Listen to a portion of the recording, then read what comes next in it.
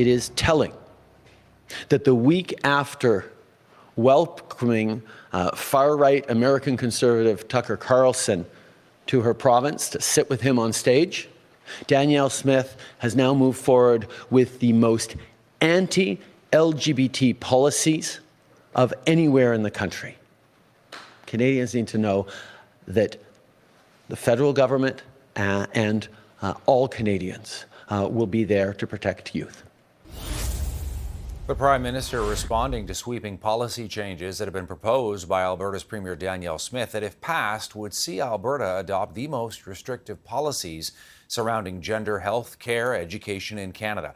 Proposals quickly condemned by the Trudeau government, but while the feds were quick to slam Danielle Smith's plan, in an interview on this program last night, the minister responsible for an actual response, Marcia Ian, only said her government would be, quote, consulting ahead of a response to Alberta. Let's bring in the front bench for the Liberals in Calgary, Sabrina Grover. She was a federal Liberal candidate in the 2021 election. She's now a principal at Shakti Strategies. Happy to have Garry Keller joining us. He's the vice president at Strategy Corp and held key roles in the Conservative government of Stephen Harper. Former Ontario NDP MPP Gurratan Singh, and now vice president at Crestview Strategy. He's also the brother of federal NDP leader Jagmeet Singh. And right beside him in our Ottawa studios, the one and only Rachel Aiello, who is our senior digital parliamentary reporter here at CTV News. There is the front bench. And let's start with you, Sabrina Grover. You are in Alberta.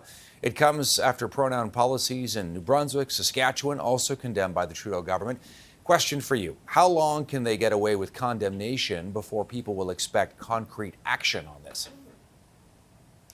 So I think that right now the the Liberals aren't really in a position to act, because so far all Danielle Smith has done is put this in a video, very soft, soothing, spa-like video, and done a press conference on it. So we don't actually have the full legislation in front of us to be able to comment. And, you know, I think there's no question that the Liberals have consistently stood up for the rights of these marginalized communities, of LGBTQ2S+ kids, and of people who are facing these discriminatory policies by Conservative governments across the country. It should be no surprise that Danielle Smith pursued this legislation. Nobody's asking for it. It wasn't in her platform, but she comes from the Lake of Fire party, and this kind of falls within that tradition of the red meat that the base expects, even more so since Take Back Alberta has been, coming into the picture on the province. And I think it's up to the province to be able to actually put something forward that can be contested. We know there's already going to be legal challenges the same way that there are in Saskatoon and New Brunswick. And I think when there's something concrete that the feds can respond to, you're likely to see them potentially intervene even on a constitutional case or a charter case, right? Yeah, to you, Garry, and I just want to reference a Globe and Mail report on Thursday. According to an internal Conservative email they obtained, the Conservative Party of Canada advising its MPs not to touch this one. No public comments, just don't go there. How much of a challenge or not is this story for the Conservatives, do you think? I think from a federal perspective, it is less of a challenge, because I think they're going to listen to their leader and leave any commentary up to him. And I think in those same talking points, it really did talk about how this whole issue does fall into a jurisdictional issue. Look, we can debate the merits of what Danielle Smith has announced and the policy, and Sabrina's right in a lot of ways. We have to see what comes out, probably more like in the regulatory sphere rather than the legislative sphere. But I don't think anybody denies that the province of Alberta has the right to make policy around gender identity in the fields of education and around the area of healthcare delivery. Again, there's a big question that I'm sure that Danielle Smith can answer, that she does have the right to institute these policies. So I did note also, as Sabrina did, that the Liberals said, well, we're going to talk to some people and have a very sternly worded letter. You know, it's a lot of the Liberal Party, a lot of talk and little action when it comes to delivery. And I think on the overall policy as a whole, a federal politician once said that, every parent has the right and responsibility to have a say in their child's curriculum, and that was Jagmeet Singh. And I think a lot of parents in Canada would agree with that. To you, Gurratan, if you track public opinion, people are divided. Some say this is anti-transgender, discriminatory, dangerous. Others will say, hold on, this is common sense. Parents should be involved when it comes to their kids. And if we're actually talking about surgery for 15, 16-year-olds, maybe they should be adults, 18 or over, before we allow that. What's your read here? Well, my read is this. What we're seeing in Alberta is a province that's in crisis with respect to a crumbling infrastructure. We're seeing energy the energy grid is at such a point of crisis right now that Calgarians and Albertans were told to not have their lights on because of the fact that having the lights on could have caused the energy grid to fail. We're talking about a healthcare system that is so weak right now in Alberta. It's in crisis. But we're seeing the Conservative government take a page out of the Conservative playbook. And instead of focusing on the issues that really matter, like healthcare, like infrastructure, they're focusing on this American style of politics and engaging on a policy that should be left up to the healthcare experts. And I hope Daniel Smith stops engaging in this kind of divisive politics, leads healthcare issues to healthcare experts, and focuses on what she really should be doing, fixing infrastructure and making healthcare better. Rachel Aiello, here we are again, another feud between the Trudeau government and the Alberta government. What are you watching for here as this plays out now in the weeks ahead? Well, I'm going to be watching for two things. One, what concretely Danielle Smith actually puts on the table, but also then how all the federal parties respond. I think what the Liberals signaled yesterday was a bit soft. Sure, they want to consult before going forward with what their measures are going to be. I understand not kind of going all out until we know what Danielle Smith is actually going to do, but it's going to need more than words if it is as bad as the Liberals say it is.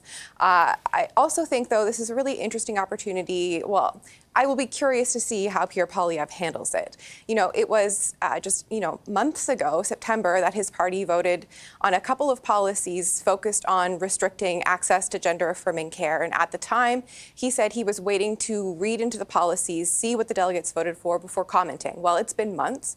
At that same convention, his wife made a point of telling the delegates how much of a voracious reader Poilievre was, how he really studies up on these files. So surely he's had time to respond to this now. And so I'm watching to see how they handle this. Silence might have worked this week, but this policy, this conversation isn't going anywhere.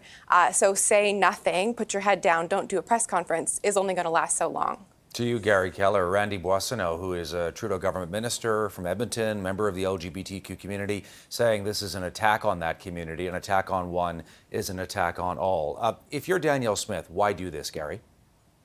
Well, it's interesting. Danielle Smith will actually be in Ottawa on Monday, so watch for the fire to heat up there. Look, I think there were a number of supporters of the United Conservative Party and a number of parents' rights supporters who have felt very strongly about introducing a policy like this, and I don't think it's a secret that a policy like this was likely coming down the road. I guess the question will be, again, what will the federal Liberals do, if anything, about it? Are they going to threaten to impose restrictions on the Canada Health Act in terms of funding? What tools do they have at their disposal? And I actually don't think they have that many tools at their disposal. So again, I'm very curious to see, especially next week, how this all rolls out. But it's not going to end anytime soon. As everyone here has acknowledged, the fights between Ottawa and Edmonton continue to deepen. They're across a number of constitutional issues, jurisdictional issues, and this is just the latest in a long list. Back to you, Sabrina, in Calgary. Marcia Ian, who is the Gender and Equity Minister, saying, quote, what kind of Canada do we want? Saying that's what's at stake here in these sorts of debates that are playing out in Alberta, but also Saskatchewan, New Brunswick. There are some who say that kind of language is overblown. This is about protecting kids. Sometimes that means protecting them even from themselves. Your read on what's going to happen now in this feud. Do you think that down the line, Danielle Smith could actually try to invoke the notwithstanding clause? Yeah, I think this is, I don't think this is a feud. I think this is an unprecedented attack on LGBTQ communities by Conservative governments across this country, the latest one, Danielle Smith. And I think that it is categorically based on misinformation.